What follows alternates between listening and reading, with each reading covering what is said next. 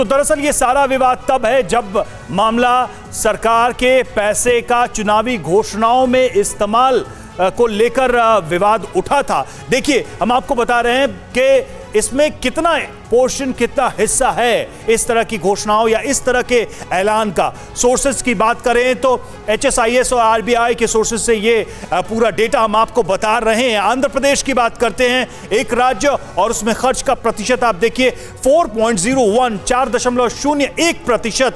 और दिल्ली की बात करते हैं जिसमें खर्च का प्रतिशत कितना है, 5.86%। ये है खर्च। हम किसकी बात कर रहे हैं, यानी कि फ्री की जो चीजें दी जा रही हैं उसका हिस्सा कितना है। तमिलनाडु 6.36, 6.36% तमिलनाडु में, पंजाब में 7.37, 7.37%।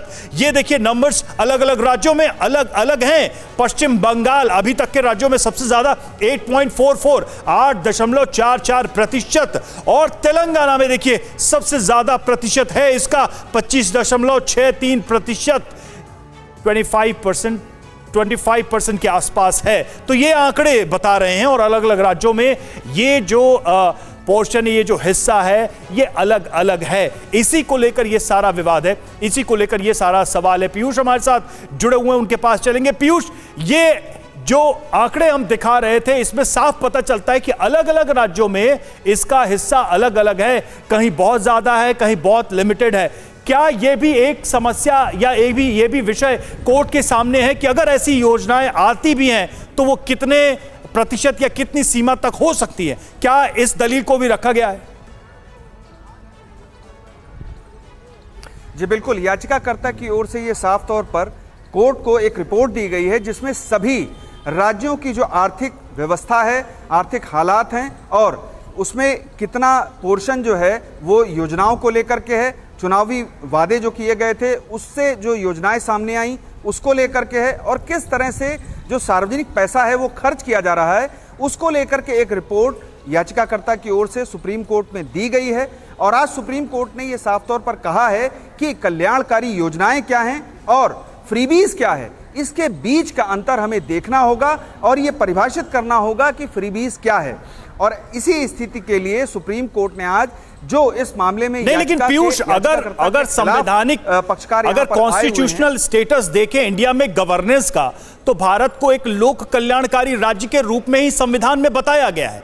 ऐसे में इसका दायरा तो पूरे गवर्नेंस पे आता है। तो ये अपने आप में परिभाषित करना कितना मुश्किल होगा कि किस तरह की चीजों को हम लोक कल्याणकारी फैसले के रूप में देखें, क्योंकि सरकार ही जब लोक कल्याणकारी राज्य की अवधारणा पे है तो उसका हर फैसला ही लोक कल्याण में माना जा सकता है। बिल्कुल, मैं इसका एक साफ उदाहरण दे देता हूं जो आज सुप्रीम कोर्ट ने साफ तौर पर कहा। मनरेगा एक ऐसी योजना है जिसमें निर्धारित घंटों के लिए काम करना होता है किसी व्यक्ति को, और उसको निर्धारित जो है आय होती है। तो ऐसी योजना कल्याणकारी योजना है। और फ्रीबीज का सेंस सुप्रीम कोर्ट अभी तक जो जिस तरह की मंशा जताई है सुप्रीम कोर्ट ने, उसके तहत यह है कि चुनाव के दौरान कोई ऐसा वादा कर लिया गया जिसको पूरा करना सार्वजनिक जो खर्च या धन है या जो इनकम है सरकार की, जो राजस्व है, उस पर भारी पड़ रहा है। तो ये फ्रीबीज है। और एक कल्याणकारी योजना ये है कि कोई व्यक्ति, उसको काम मिल रहा है और उसको निर्धारित आय हो रही है। तो ये डिफरेंशिएशन जो है, ये अंतर जो है सुप्रीम कोर्ट खुद कर रहा है। और सोमवार को इस मामले पर जब सभी पक्षों के जो सुझाव हैं वो दाखिल हो जाएंगे, इसके बाद सुप्रीम कोर्ट इस मामले में जो समिति बनाई जानी है, यानी कि अब अगला दिन सोमवार का है, सोमवार को ये पता चल पाएगा कि सुप्रीम कोर्ट का फ्रीबीज को लेकर के क्या रुख है। पीयूष, आप नजर बना रखिएगा। शुक्रिया हमारे साथ जुड़ने के लिए।